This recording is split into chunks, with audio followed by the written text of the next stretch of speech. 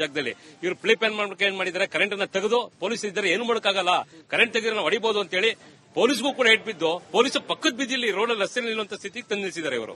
ಎಲ್ಲ ಹಿರಿಯರಂತೂ ನೋಡಿಲ್ಲ, ಮಕ್ಕಳಂತೂ ನೋಡಿಲ್ಲ, ಮಹಿಳೆಯರಂತೂ ನೋಡಿಲ್ಲ, ಯಾರು ಅಂತೂ ನೋಡಿಲ್ಲ. ಯಾಕೆ ಮನಸ್ಥಿತಿ ಏನು ಅಂತ ಅದು ಇದು ಸಿದ್ದರಾಮಯ್ಯನವರ ಪಿತೂರಿನೇ ಇದಕ್ಕೆ ಕಾರಣ. ಅವರು ಏನು ಅಂದ್ರೆ ಬಾನು ಮುಸ್ತಾಫಾನ ಅಲ್ಲಿಗೆ ಹಾಕೋಬಾರ್ದಾಗಿತ್ತು. ನಾಡ ಹಬ್ಬ ಅದು ದಸರಾ, ಇದು ಅದಕ್ಕೆ ಸೇರ್ಕೋತದೆ. ಅದಕ್ಕೆ ಲಿಂಕ್ ಇದೆ. ಅವ್ರು ನೋಡಿದ್ರು ಇದು ಸಡ್ಲ ತಗೊಂಡು ಇವತ್ತು ಗಲಾಟೆಗಳಿಗೆ ಆಸ್ಪದ ಅದು ಓಲೈಕೆ ಅಂತ ಹೇಳ್ತಾರೆ. ಸಮಾಜವನ್ನ ಓಲೈಸಿದ್ದೇ ಇದಕ್ಕೆ ಕಾರಣ ಅಂತ ಹೇಳ್ತಾರೆ. ಸಾಹೇಬ್ರೆ, ತಾವೇನ್ ಹೇಳ್ತೀರಿ? ನೋಡಿ ಸ್ಮಿತಾ, ನಿಜಕ್ಕೂ ಕೂಡ ಇವತ್ತಿನ ಈ ಒಂದು ವಿಸರ್ಜನೆ ಇದೆಯಲ್ಲ, ಅದು ನಾನಾ ಸಂದೇಶವನ್ನ ರವಾನಿಸುವಂತ ಸಾಧ್ಯತೆ ಇದೆ. ಒಂದು ಕಡೆಯಲ್ಲಿ ಪೊಲೀಸರ ತನಿಖೆ ನಡೀತಾ ಇದೆ, 22 ಜನರ ಬಂಧನ ಆಗಿದೆ, ಇನ್ನೂ 7 ಜನರ ಬಂಧನ ಆಗಬೇಕಾಗಿದೆ. ಸಿಸಿಟಿವಿ ಫುಟೇಜ್ಗಳನ್ನು ಆಧರಿಸಿ ಕೆಲವರ ಬಂಧನಕ್ಕೆ ಈಗ ಪೊಲೀಸರು ಬಲೆ ಬೀಸಿದ್ದಾರೆ. ಯಾರ್ಯಾರು ಷಡ್ಯಂತ್ರ ಮಾಡಿದ್ರು, ಯಾರ್ಯಾರು ಪಿತೂರಿ ಮಾಡಿದ್ರು, ಯಾರ್ಯಾರು ಈ ರೀತಿ ಒಂದು ಸಮುದಾಯವನ್ನ ಕೆಣಕುವಂತ ಪ್ರಯತ್ನ ಮಾಡಿದ್ರು ಅಂತವರ ವಿರುದ್ಧ ಕಠಿಣ ಕ್ರಮ ಆಗುತ್ತೆ. ಶಾಂತಿ ಸಭೆಗೆ ಹಿಂದೂ ಬಾಂಧವರು ಅಥವಾ ಹಿಂದೂ ಸಂಘಟನೆ ಬಿಜೆಪಿಯರಾಗಿ ಯಾರೂ ಭಾಗಿಯಾಗಿರಲಿಲ್ಲ. ಅವರು ಹೇಳ್ತಾ ಇರೋದು ಒಂದೇ, ನೀವು ನಮ್ಮನ್ನ ಕೆಣಕಿದ್ದೀರಿ, ನಾವು ಮುಂದೆ ಉತ್ತರ ಕೊಡ್ತೀವಿ ಅಂತ ಹೇಳಿ. ಬಹುಶಃ ಹಂಗಾದ್ರೆ ಸಾಮರಸ್ಯ ಉಳಿಯುತ್ತಾ ಅನ್ನೋದು ಸರ್.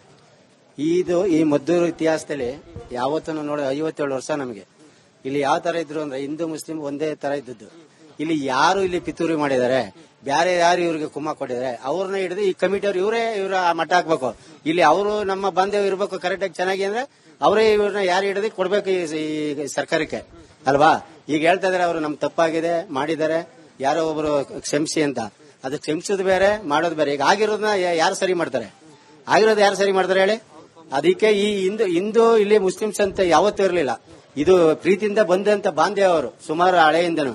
ಇಲ್ಲಿ ಮಧ್ಯೆ ಬಂದು ಯಾರೋ ಸೇರಿ ಮಂಡ್ಯ ಮತ್ತೊಂದು ಕರಾವಳಿ ಆಗ್ತಿದ್ಯಾ ಅಂತ ಅದು ಹೇಳೋಕ್ಕೂ ಆಗಲ್ಲ. ಯಾಕೆಂದ್ರೆ ಈಗ ಈ ಒಂದು ಊರನ್ನ ಹಾಳು ಮಾಡಕ್ಕೆ 4 ಜನ ಸೇರ್ಕೊಂಡಿರ್ತಾರೆ, ಅಂತವ್ರು ಇವರು ಮಸೀದಿ ಒಳಗೆ ಸೇರ್ಕೊಂಡು ಹೊಡಿಸ್ತಾರೆ ಅಂದ್ರೆ. ಸರ್, ನೀವಿವತ್ತು ಕೆಲಸ ಕಾರ್ಯ ಎಲ್ಲ ಬಿಟ್ಟು ಬಂದಿದ್ದೀರಿ, ಯಾಕಾಗಿ, ಏನ್ ಕಾರಣಕ್ಕಾಗಿ? ಈ ನಮ್ಮ ಹೋರಾಟಕ್ಕಾಗಿ ಈಗ ಇದು ಇಲ್ಲಿ ಮಂಡ್ಯ ಉಸ್ತುವಾರಿ ಸಚಿವರು ಅವರಲ್ಲ, ಅಲ್ಲಿ ಹೋಗ್ಬಾರ್ದು ಅವ್ರನ್ನ ಭಾಷೆ ಮೇಲೆ ಅಲ್ಲೆಲ್ಲ ಹೇಳ್ದು ಬೇಜಾರಲ್ಲ ಸರ್. ಅಲ್ಲಿ ನಮ್ಗೆ ಒಟ್ಟುರಿತಾ ಇದೆ.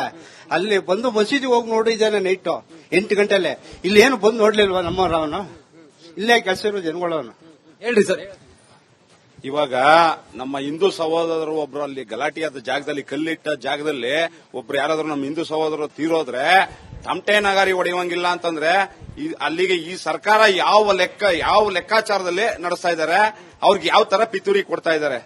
ನಮ್ಮ ಹಿಂದೂ ಸಹೋದರರು ತೀರೋದ್ರೆ ತಮಟೆ ನಗಾರಿ ಹೊಡೆಯುವಂಗಿಲ್ಲ, ಒಂದು ಡಿಜೆ ಹೊಡೆಯುವಂಗಿಲ್ಲ ಗಣೇಶನ್ ಕೂರಿಸಿದ್ರೆ ಅಂತಂದ್ರೆ ಅಲ್ಲಿಗೆ ಯಾವ ಮಟ್ಟಕ್ಕೆ ಹೋಗಿದ್ದಾರೆ ಅವರು ಧರ್ಮಾಂತರ ಮಾಡ್ಕೊಂಡು. ಸಿಟ್ಟಿದೆ. ಸಿಟ್ಟಿರೋದ್ಕೇನೆ ನಮ್ಮ ಹಿಂದೂ ಸಹೋದರೆಲ್ಲ ಒಗ್ಗೂಡ್ತಾ ಇರೋದು. ಸ್ಮಿತಾ, ಕ್ಷಣಕ್ಕೂ ಕೂಡ ಜನರು ಸಾವಿರ ಸಂಖ್ಯೆಯಲ್ಲಿ ಸೇರ್ತಾ ಇದ್ದಾರೆ. ಸುಮಾರು 7 ಜನ ಎಸ್ಪಿಗಳನ್ನು ನಿಯೋಜಿಸಿದ್ದಾರೆ, 4 ಜನ ಅಡಿಷನಲ್ ಎಸ್ಪಿಗಳನ್ನು ನಿಯೋಜಿಸಿದ್ದಾರೆ, 2,000ಕ್ಕೂ ಹೆಚ್ಚು ಪೊಲೀಸರನ್ನ ನಿಯೋಜನೆ ಆಗಿದೆ. ಗಲ್ಲಿಗಳಲ್ಲೂ ಕೂಡ ಕೆಎಸ್ಆರ್ಪಿ ತುಕಡಿಗಳಿದ್ದಾವೆ, ಗಲ್ಲಿಗಳಲ್ಲೂ ಕೂಡ ಗರುಡ ಫೋರ್ಸ್ ಇದೆ, ಗಲ್ಲಿಗಳಲ್ಲೂ ಕೂಡ ವಿಶೇಷವಾದಂತಹ ಪೊಲೀಸರನ್ನ ನಿಯೋಜನೆ ಮಾಡಿದ್ದಾರೆ. ಹೊರ ಜಿಲ್ಲೆಗಳಿಂದಲೂ ಕೂಡ ಪೊಲೀಸರನ್ನ ಇಲ್ಲಿ ಡಿಪ್ಲಾಯ್ ಮಾಡಿದ್ದಾರೆ. ಒಂದು ರೀತಿಯಲ್ಲಿ ಶಾಂತಿಯುತವಾಗಿ ಮೆರವಣಿಗೆಯನ್ನು ನಡೆಸಬೇಕಾಗಿ ಎಲ್ಲರಲ್ಲೂ ಕೂಡ ವಿನಂತಿ ಮಾಡಿಕೊಂಡಿದ್ದಾರೆ. ಮತ್ತೆ ಎಲ್ಲ ತಯಾರಿಗಳು ಕೂಡ ಆಗಿದೆ. ಇನ್ನೇನು ಕೆಲವೇ ಹೊತ್ತಿನಲ್ಲಿ ಬಿಜೆಪಿಯ ಮುಖಂಡರು ಕೂಡ ಈ ಒಂದು ಮೆರವಣಿಗೆಯಲ್ಲಿ ಸೇರಿಕೊಳ್ತಾರೆ. ಆಲ್ರೆಡಿ ಸಿಟಿ ರವಿ ಅವರು ಆಗಮಿಸಿದ್ದಾರೆ ಅನ್ನೋದ್ರ ಬಗ್ಗೆ ಮಾಹಿತಿ ಇದೆ. ಆರ್ ಅಶೋಕ್ ಸೇರಿದಂತೆ ಬಿಜೆಪಿಯ ನಾಯಕರುಗಳು ಆಗಮಿಸುತ್ತಾರೆ. ಬಂದಾದ ನಂತರ ಇದೇ ಮಾರ್ಗವಾಗಿ ಹೋಗುತ್ತೆ. ಇಲ್ಲಿ ವೇದಿಕೆ ಕೂಡ ನಿರ್ಮಿಸಿದ್ದಾರೆ.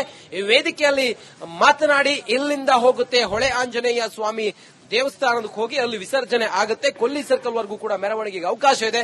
ಆನಂತರ ವಿಸರ್ಜನೆ ಆಗುತ್ತೆ. ಸುಮಾರು 28 ಗಣಪತಿಗಳು ಸಾಲು ಹಿಡಿದು ಈ ಮೆರವಣಿಗೆಯಲ್ಲಿ ಸಾಗುವಂತ ಸಾಧ್ಯತೆಗಳಿದಾವೆ. ರಿಪಬ್ಲಿಕ್ ಕನ್ನಡ ಆನ್ ಗ್ರೌಂಡ್ ನಲ್ಲಿದ್ದು ಸಂಪೂರ್ಣವಾದಂತ ಇಲ್ಲಿನ ಚಿತ್ರಣವನ್ನ ಜನರಿಗೆ ತಿಳಿಸುವಂತ ಪ್ರಯತ್ನವನ್ನ ನಿರಂತರವಾಗಿ ಇಲ್ಲೇ ಇದ್ದು ಮಾಡ್ತಾ ಇದೆ. ಸ್ಮಿತಾ, ರೈಟ್, ಧನ್ಯವಾದ ರಂಜಿತ್ ಮಾಹಿತಿಗಾಗಿ. ಜಾಗದಲ್ಲಿ ಇವರು ಪ್ಲೇ ಪ್ಯಾನ್ ಮಾಡ್ಬೇಕು ಏನ್ ಮಾಡಿದ್ದಾರೆ, ಕರೆಂಟ್ ಅನ್ನ ತೆಗೆದು ಪೊಲೀಸ್ ಇದ್ದಾರೆ ಏನು ಮಾಡೋಕ್ಕಾಗಲ್ಲ, ಕರೆಂಟ್ ತೆಗೆದ್ರೆ ಹೊಡಿಬಹುದು ಅಂತ ಹೇಳಿ ಪೊಲೀಸ್ಗೂ ಕೂಡ ಏಟ್ ಬಿದ್ದು ಪೊಲೀಸ್ ಪಕ್ಕದ ಬಿದ್ದಿಲ್ಲಿ ರೋಡಲ್ಲಿ ರಸ್ತೆ ನಿಲ್ಲುವಂತ ಸ್ಥಿತಿಗೆ ತಂದಿಸಿದ್ದಾರೆ ಇವರು. ಎಲ್ಲ ಹಿರಿಯರಂತೂ ನೋಡಿಲ್ಲ, ಮಕ್ಕಳಂತೂ ನೋಡಿಲ್ಲ, ಮಹಿಳೆಯರಂತೂ ನೋಡಿಲ್ಲ, ಯಾರು ಅಂತೂ ನೋಡಿಲ್ಲ. ಯಾಕೆ ಮನಸ್ಥಿತಿ ಏನು ಅಂತ ಅದು ಇದು ಸಿದ್ದರಾಮಯ್ಯನವರ ಪಿತೂರಿನೇ ಇದಕ್ಕೆ ಕಾರಣ. ಅವರು ಏನು ಅಂದ್ರೆ ಬಾನು ಮುಸ್ತಾಫಾನ ಅಲ್ಲಿಗೆ ಹಾಕೋಬಾರ್ದಾಗಿತ್ತು. ನಾಡ ಹಬ್ಬ ಅದು ದಸರಾ, ಇದು ಅದಕ್ಕೆ ಸೇರ್ಕೋತದೆ. ಅದಕ್ಕೆ ಲಿಂಕ್ ಇದೆ. ಅವ್ರು ನೋಡಿದ್ರು ಇದು ಸಡ್ಲ ತಗೊಂಡು ಇವತ್ತು ಗಲಾಟೆಗಳಿಗೆ ಆಸ್ಪದ ಅದು ಓಲೈಕೆ ಅಂತ ಹೇಳ್ತಾರೆ. ಸಮಾಜವನ್ನ ಓಲೈಸಿದ್ದೇ ಇದಕ್ಕೆ ಕಾರಣ ಅಂತ ಹೇಳ್ತಾರೆ. ಸಾಹೇಬ್ರೆ, ತಾವೇನ್ ಹೇಳ್ತೀರಿ?